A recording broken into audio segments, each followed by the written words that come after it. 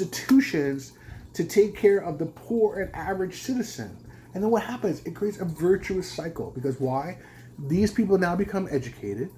So the billionaire who needs an educated person for his company or her company, they need educated, well-rounded, healthy individual.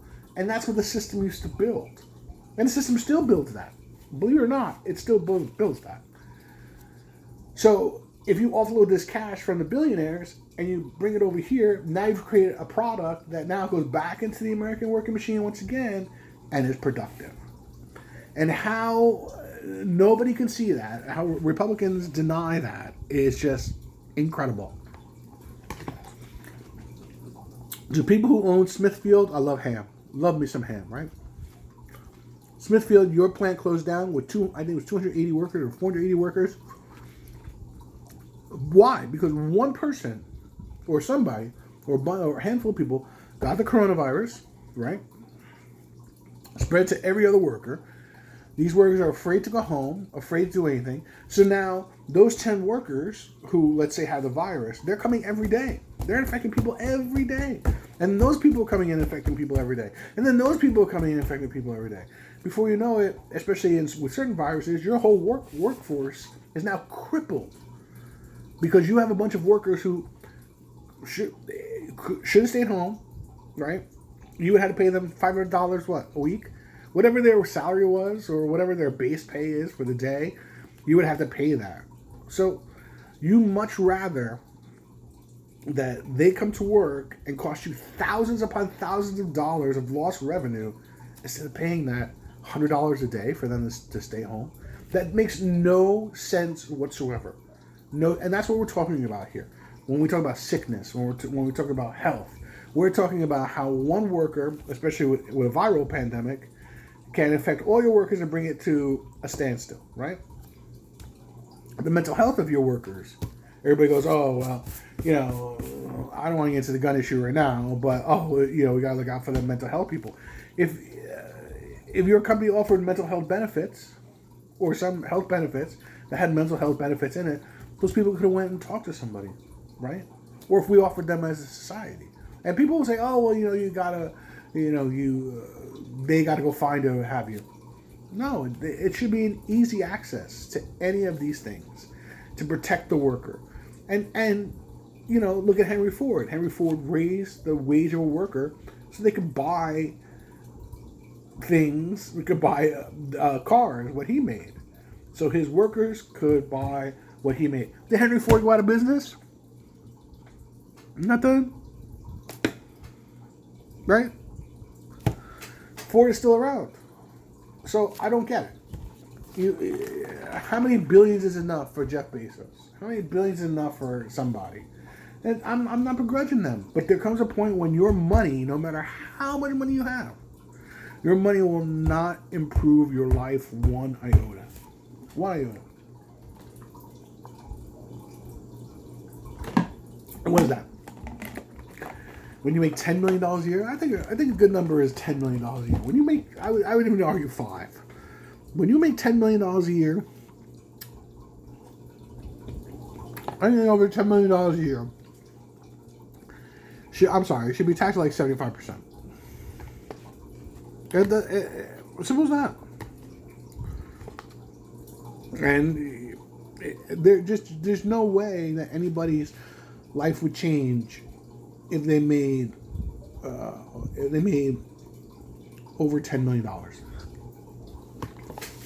And even at there, you're still going to have millionaires and billionaires. I guarantee you. We've already proven that. Even if you were to tax somebody at 75%, you would still have millionaires and billionaires out there. Why? Because now you spread the money out. The money is out there.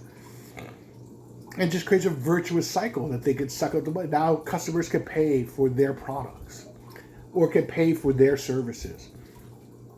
It just, this starvation, this economic starvation of the United States worker or United States citizen is, I think, just hideous.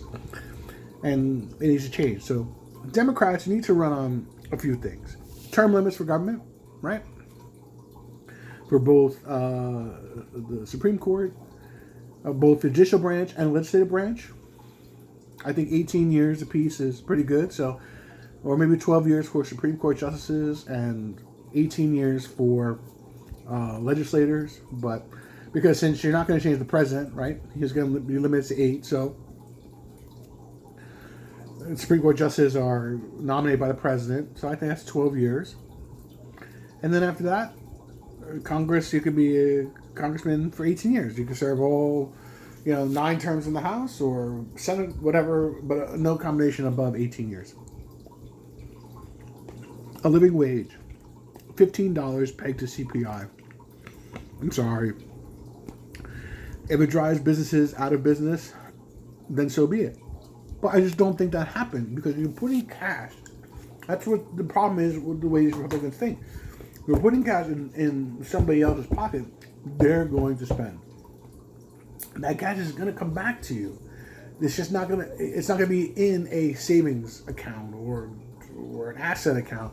Instead, it's going to be circulating in the economy and then coming back to you. It's been proven time and time again. It creates a virtuous cycle. So, universal health care. Simple as that. And 1 month PTO in mid-sized companies and above. 2 weeks or less PTO in small family businesses and small businesses. And publicly funded elections. You don't need to run on anything else. Listen. For all you anti-abortion fanatics, abortion is law of the land. It's simple as that. And the amount of abortions are going down every year. So, please. I'm a man. I don't think I have a right to tell a woman what to do with her body. Some people disagree with that. Blah, blah, blah, blah, blah, blah, blah, blah. It's simple as that. I don't have the right to tell a woman what to do. And that she doesn't have the right to tell me to do with my body as a man. Simple as that. And all these advisory councils on women's health that all men sit upon. I'm sorry, if you don't have a vagina, you should be sitting on a council of women's reproductive rights. And the same is goddamn true on the other side too. So no woman should be sitting on men's reproductive rights council or whatever. Because you ain't got a pee-pee. Or you don't have a penis. Getting down to the rest of my food. So, penis, rest of food, Oh, social thing. And the Second Amendment. Listen. Nobody coming for your guns, my brother. You want to go hunting, you want to go do this, you want to go do that, and da. But this is what I have to say to you. Once again, back when the Constitution was ratified, you had a musket. You didn't have a gun that shot 150,000 bullets a second or whatever they shoot. All right? I'm all for it. I don't believe in hunting, but you want to hunt, as long as it's deer or something, nothing endangered, have at it, right? I don't even think you should be hunting bears. You should be hunting clay pigeons. That's about it. But at the end of the day, you have the right to own a gun. And I also believe that you don't have the right to own an armory. There's no reason for you to own an armory whatsoever. And there needs to be a restriction on military-style weaponry versus citizen weaponry. As simple as that. What they forget in that little Second Amendment clause is in the absence of a well-regulated militia. Regulated is still in there. They didn't mean for it to be Wild Wild West. I meant if there was no police force, then you had your own gun. But that didn't mean that they couldn't... If the government's going to regulate the militia that they stand up, how can they not regulate the average citizen? Right? In the absence of a well-regulated militia, in the absence of a police force, you can arm yourself. But even police officers don't go around carrying AK-47s. Well, yeah, SWAT teams do now, right? But before, they didn't do that. So we got to get away from these social issues. They're just stupid issues that people are throwing in. School prayer. Listen, I wake up in the morning. I say my prayer to God when I wake up in the morning. And even then, you go back to the Bible. God says you don't want to be the hypocrite ringing a bell, walking through town, saying, "Look at me, I'm fasting, I'm praying." Right? Your conversations between God are private. That's why all these mega pastors were like, "Oh, we got to open our church during the pandemic." Jesus even said himself, where 2 or 3 are gathered in my name, there am I in their midst. Not where 2,000 or 3,000 are gathered in my name, there am I in their midst, and I'm not over there in between the 2 people praying. Come on, please. I say my prayers in the morning. I don't need to tell everybody that I said my prayers, or I say my prayers at night. There's no need for school prayer. Not everybody is the same denomination. Not everybody is Christian. They're there to learn. They're not there to pray. You go to church to pray. You go to your home to pray. That's the hypocritical argument that I don't understand. You say God is always with you, so then why do you have to invoke his name in a time when God needs to be paying attention to something else, right? So it's really, really these social issues, they're just causing a wedge that they're making us not see the empirical issues that we need to deal with, that we can truly help raise society and bring society to another level by making sure everybody has food in their bellies. Everybody has food in their bellies. Everybody has a roof over their head. And I actually believe that energy should be free. Especially now that oil prices are what? What are they? They're creating, we should nationalize the oil. People are going to go crazy. Nationalize the oil industry right now. You can put millions of people back to work. Secure America's energy independence for the rest of its life. And give free energy to everybody in the United States. And then outside, if we become a net exporter, then we become a net exporter and people have to pay for our energy outside the United States, but not here.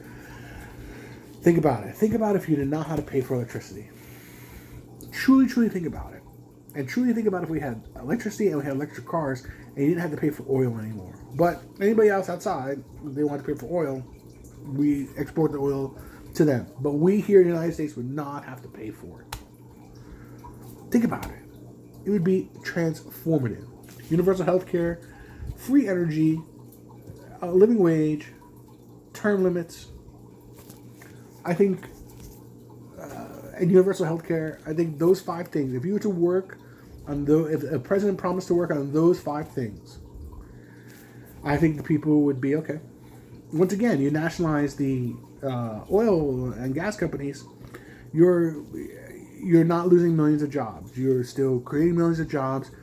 You're just saying now that all those profits belong to people in the United States, and then instead of profits, you're turning around saying we're going to give the energy free to each each person, or free energy to the nation. It's not that hard. It's not that hard whatsoever. But all right, I'm done with my food. Those are my thoughts. Peace.